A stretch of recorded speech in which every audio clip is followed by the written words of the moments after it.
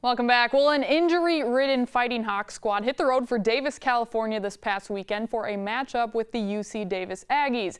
Unfortunately, they didn't get the result they would have liked. However, there were some positives to take from the weekend. And to talk a little bit more about UND squad's current situation, here's Alex Heinert with head coach Bubba Schweigert in Grand Forks.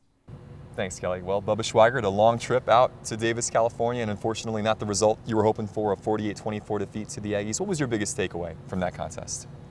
Well, we just need to get off to a better start.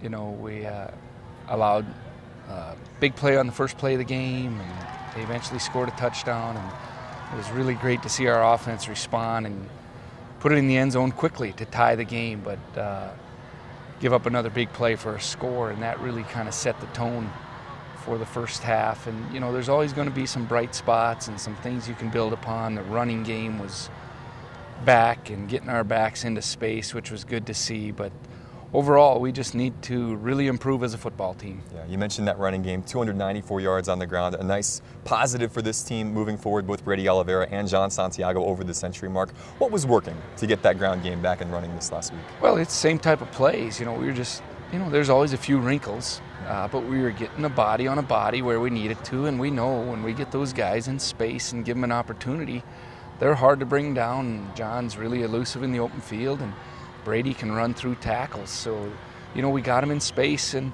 therefore we ran for a lot of yards. Yeah, offensively you were able to hang with this Aggie team in the first half, but they just seemed to find ways to get the football down the field. And you mentioned some of the big plays, and their success in the passing game was really tough to stop all day. What were they doing that made it so difficult to slow them down offensively? Well, we think Doss is one of the top guys in the league, and he's tough to handle one-on-one. And you know, when we're able to run the football, now it's hard to get help for our guys in the secondary, and you got to pick, you know, you got to pick your places where you want to give help and not give help. And right now, you know, with us not able to defend the run and hold those yards down, that becomes a real challenge for us. One of the issues on defense, losing Cole Reyes, certainly the reigning defensive player of the year in the conference. Cole, one of 13 former starters, out for this contest against the Aggies.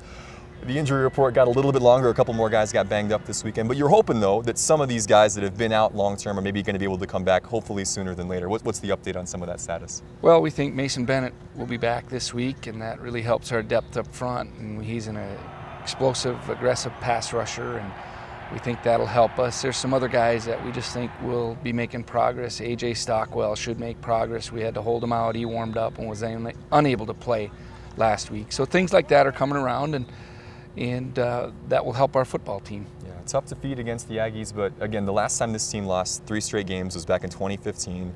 You rallied off that, won your last 3 to finish the year 7-4.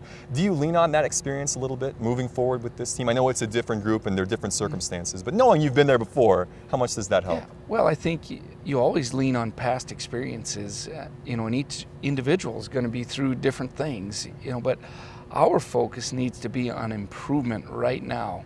How do we go about getting our football team better in a really short period of time to play well and play our style of football on Saturday afternoon? Yeah, and this Saturday it is another big game here at home. Homecoming game inside the Alara Center against an old rival, Northern Colorado. That's a Bears team that's 2-2 and coming off a tough defeat as well. What do you expect from them coming up on Saturday, Coach?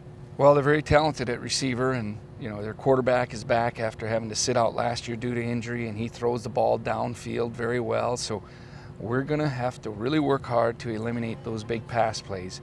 But this is also a team that's big and physical up front that can run the football. So, you know, we just got to be really sound and play aggressively and play on our toes and really take some things away from them and dictate the game. And that's what we're looking for. And offensively, always, we got to be able to run the football and control the clock. Yeah, kickoff at 2:30 at the Alara Center. Again, a homecoming atmosphere that we expect should be pretty fun and pretty ruckus. Be sure to get out there and support this team. Again, if you can't be there in person, catch it live here on Midco Sports Network. Coach, thanks again for the time. Best of luck this weekend. All right, thank you. Bubba Schweigert, head coach of UND football.